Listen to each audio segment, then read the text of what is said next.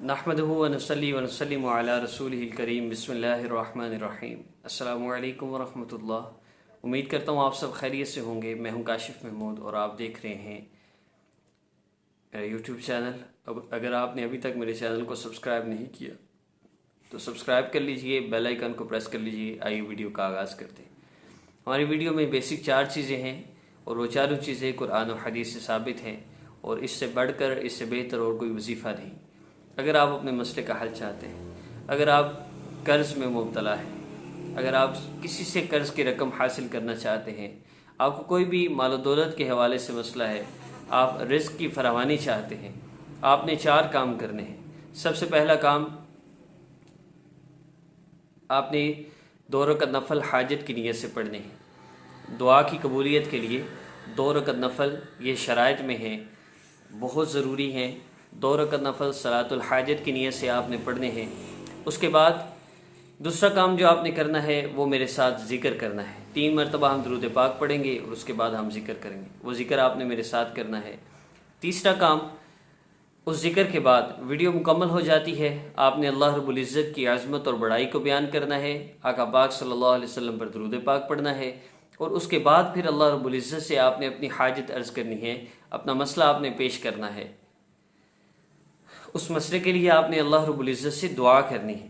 میری ایک video upload ہو چکی ہے، دعا قبول کیوں نہیں ہوتی، دعائیں قبول نہ ہونے کی وجہ کیا ہے، دعائیں قبول کیسے ہوں گی، تو اس ویڈیو کو آپ ضرور دیکھیے گا۔ اس میں دعا کے ارکان، ضروری چیزیں کیا ہیں، دعا کی قبولیت کے لیے شرائط کیا ہیں، دعا کی آداب مستحبات کیا ہیں، میں نے وہ 10 منٹ کی ویڈیو میں ہر چیز بتائی ہے، اور اس سے انشاءاللہ آپ کو وہ گائیڈ لائن ملے گی جس سے آپ ایزیلی اپنے آپ کو انشاءاللہ ایسا بنا سکتے ہیں کہ آپ دعا کے لیے ہاتھ اٹھائیں، آپ کی ہر دعا قبول ہوگی۔ اور انشاءاللہ اس ویڈیو کی ڈسکرپشن میں بھی اس کا لنک دے دیا جائے گا، جیسے ہی دونوں ویڈیوز یہ بھی اور وہ بھی اپلوڈ ہو جائے گی۔ ابھی ہم ذکر کا آغاز کریں گے۔ جب عمل دعا آپ کر لیں تو آخر میں پھر درود پاک پڑھیے گا۔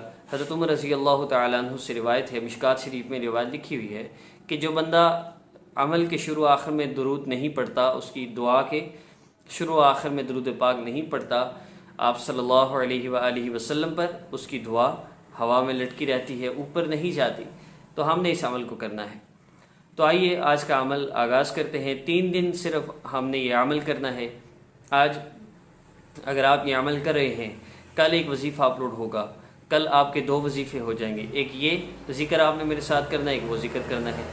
پرسوں ایک تیسرا وظیفہ اپلوڈ ہوگا، وہ تیسرا وظیفہ بھی کرنا ہے، کل والا دوسرا وظیفہ بھی، اور آج کا پہلا وظیفہ بھی، تینوں آپ نے کرنے ہیں۔ ظہر، مغرب اور عشاء کی نماز کے بعد نفل پڑھے جا سکتے ہیں، یہ 3 ٹائم بہترین ہے، ورنہ فجر کے بعد بھی، سورج نکلنے کے بعد بھی کیا جا سکتا ہے۔